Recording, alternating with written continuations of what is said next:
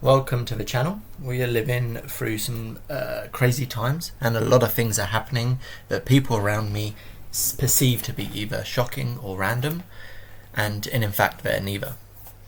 In addition to that, the people in the West seem to have no explanation for how the world is the way that it is, or their explanations at least don't make any sense. They can't really explain why people in some countries are sending rockets into space and others are still shitting on the floor and kicking sand over it like my cat does. No offense to my cat. And so I'm creating this channel because there are some pretty simple to understand systems in play that rule what happens and has happened, and will also shape the future and in a more accelerated rate than we're used to actually. So hopefully this channel can explore these systems and start answering some pretty important questions. What drives geopolitics and conflicts and alliances?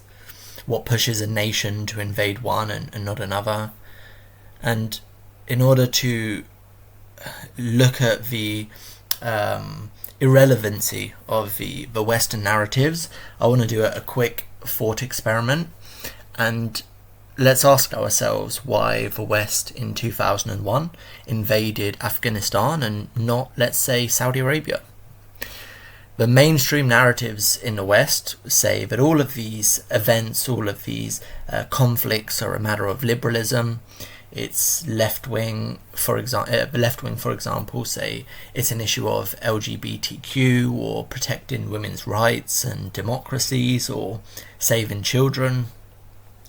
And I promise you, these things never happen because of the children. The only decisions politicians make when thinking of the children is whose island they're going to visit. And even if it was about these things, Saudi were equally as bad as the Afghans in these areas, probably worse. And does it even make sense to condemn a whole nation to poverty and malnutrition to ensure that they, let's say, let their women get an education?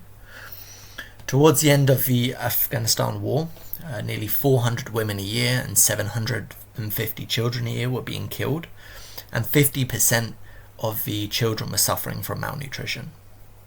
So those definitely weren't the people that we went into to save. In the right wing, there's a slight shift in narrative. It's always about security. It's a matter of these countries, they're not free, and as a result they hate our freedoms. And again, this doesn't really make sense. They say it's a war, 9/11, they pulled the first punch. But again, if that's the case, 15 of the 19 perpetrators of 9/11 were Saudi. None of them were Afghan, and the mastermind was hiding in Pakistan. The operation was funded by Saudis, the ideology was Saudi, so it doesn't make sense either. Now, what I want to start exposing people to are some of the narratives that we see a lot more in the East, as these are a lot more promising and give us some good explanations for why the things which are happening are happening. The focus there is always a lot more on the control of currency. And when I say currency, I mean the Eastern view of currency. In China, or in Chinese, the word for currency is made up of two parts: huo, which means commodities and goods, and bi, which means money. Now, if we approach the same question, looking at the flow of currencies and commodities and the role of both Afghanistan and Saudi Arabia in the world in these regards, we will come to a much better understanding as to why the West would invade one and not the other. So on this channel, we will explore what is behind some of the most impactful conflicts and alliances, along with why some countries are rich, some are poor. Japan lost World War II and was utterly devastated, yet is now one of the richest countries in the world, supposedly. And the Philippines won, and yet, yeah. And we'll also explore some social level stuff, why someone who works in a factory and actually produces things, adds real world value, earns a lot less than a white collar worker like myself who sits behind a laptop for 8 hours a day watching Pornhub while their employer thinks they are behind a screen, I don't know, watching YouTube or whatever they're meant to do. So, as I mentioned, a lot of things have been happening lately, and things will continue to happen at an accelerated rate.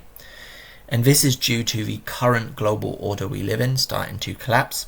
So the first video is going to be on the US-led global order, how the system benefits the US, how it is kept in motion, why it's collapsing, and what predictions we can make as a result. Hopefully at this point I'll put a chart on the screen, and I think that that chart will explain most of what has happened, and going forward most of what will happen as well. So understanding why it matters is going to be very important. So with that, I've mentioned 9/11, Epstein's Island, and porn all in my introduction. So we're off to a good start, and I'll see you on the channel.